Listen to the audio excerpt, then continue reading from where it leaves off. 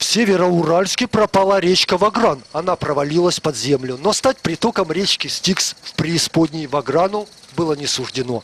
Дальше карстовых пустот правый приток Сосьвы не дотечет.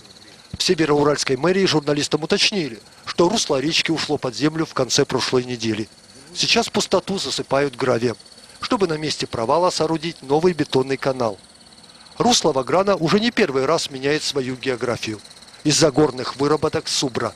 Последний раз такое случилось в 2009 году. Тогда вода тоже ушла под землю. Пришлось бетонировать новое русло. Последний локальный провал датирован 20 апреля 2013 года. Ночью жители с улицы Заречной проснулись от странного ухающего звука. Выглянули во двор, там огромная дыра, в которую свалилась соседняя ограда. Главный гидрогеолог Субра Анатолий Басых объяснил зареченцам, что это не метеорит упал к ним в огород. Их улочка стоит на бывшем русле Ваграна. У них под ногами подземелья с карстовыми пустотами, и когда тают снега, возможны такие вот провалы. На прошлой неделе снег не таял, скорее наоборот. На дворе был собачий холод, от которого, похоже, даже речка спряталась, чтобы погреться в подземелье.